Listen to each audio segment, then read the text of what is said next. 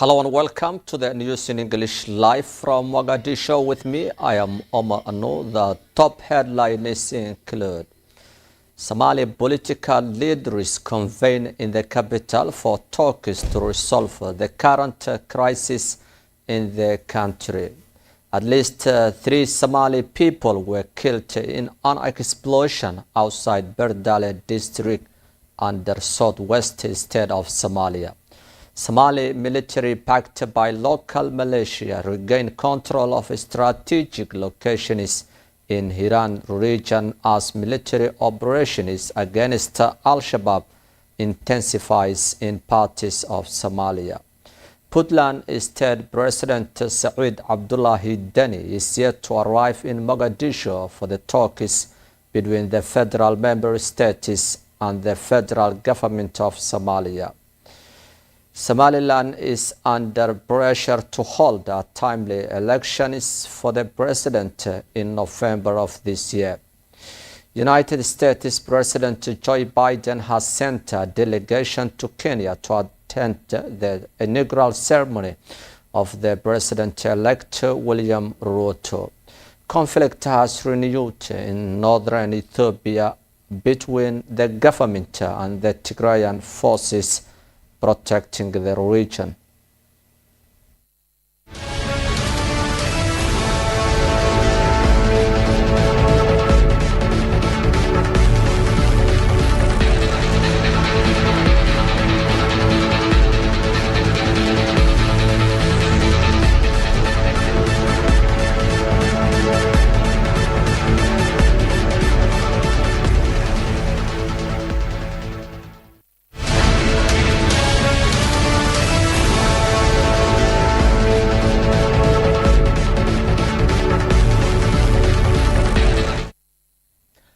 Welcome back to the news in detail. Somali President His Excellency Hassan Sheikh Mohamud and the country's 5 regional leaders are still holding the consultative council in the capital Mogadishu on Monday.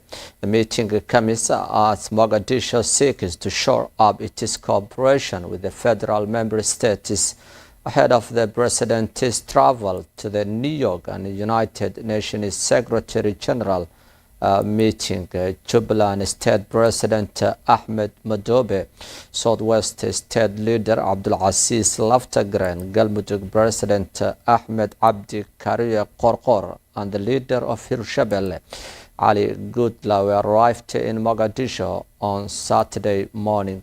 In the contrast, the leader of Puntland, Saeed Deni, is expected to arrive in the capital in the coming hours. The preliminary reports indicate the federal and federal member states leaders will discuss issues including the bilateral cooperation, security, the fight against Al-Shabaab militants, and accelerating the drought response as the country faces its worst drought in 40 years that affected at least 8 million people, half of the population in Somalia. Last month, the 5 regional states ministries of finance suspended cooperation with the federal Ministry of Finance after they accused of it violating previous agreements. The preliminary resources of the friction appears to be allocation of resources aid, which has placed the central government in Mogadishu at odds with the federal member states. Somali's new leader Hassan Sheikh Mohamud is expected to chair the consultative council meeting with the leaders of the regional states. Government forces along anti-Al-Shabaab militia intensify security operations against Al-Shabaab in parts of Hiran region and Galgaduud. At the same time, the UN humanitarian chief Martin Griffiths has warned the 2 parties Southwest State regional states are on the brink of famine after being hit by 4 failed rainy seasons that have caused a devastating drought. At least 1 million Somali people have been displaced by the worst drought in decades, driven by climate change, which is also affecting the wider Horn of Africa, including Ethiopia and Kenya as well.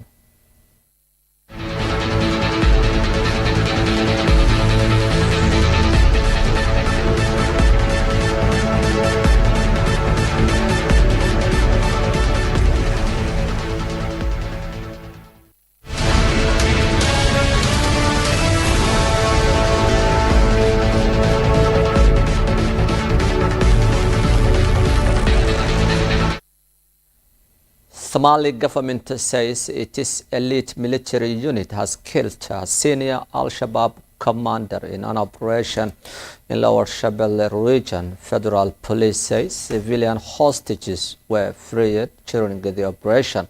Somali police spokesman Sadiq Adan Dodisha said Somali's elite military unit had conducted an operation against the Al-Qaeda-linked militant group Al-Shabaab, killing 2 senior commanders and wounding 10 others.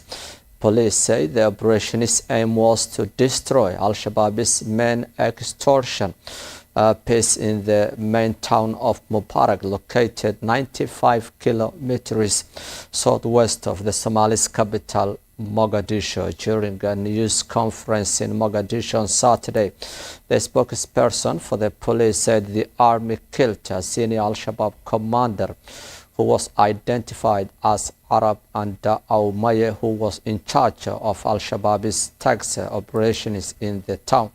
Dodisha said during the operation by the Danab forces, part of the military freed civilian hostages from the militant group. He said around 5 p.m. local time in Somalia, the lead unit from the Somali National Army conducted the operation targeting the place of the terrorists used to collect the money as tax from local civilians. In accordance with the statement of the Ministry of Information, the army killed Arab, the deputy Al-Shabaab leader in the town, and Omar, who was Al-Shabaab foreman in the charge of the tax. He said during the operation, dozens of others of Al-Shabaab militant group were wounded in the military operation in Mubarak. He said the time of the operation was holding civilian hostages for the extortion, but the army freed the hostages. Some of them were hurt during the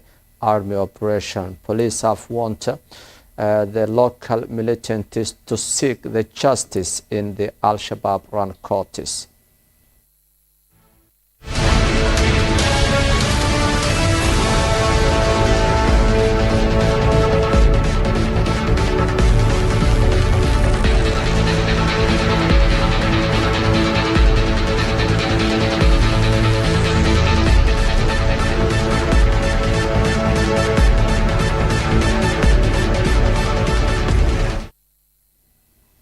At least 3 police officers, including mine sweepers, were injured after their vehicle hit a roadside pump on the road leading to Ogas Khalif Airport in Beledweyne on Sunday.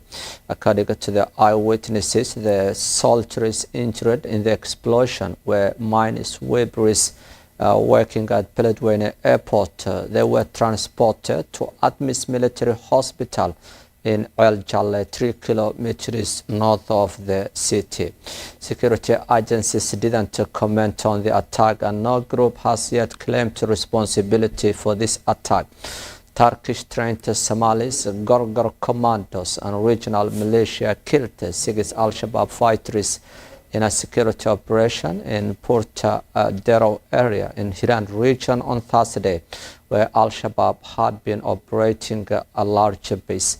Over the last month, heavy fighting between government forces and the regional allies against Al-Shabaab occurred in parts of Beledweyne, Mataban, Mahas, Jalalaksi, Bulaburde district, and dozens of people were killed on both sides.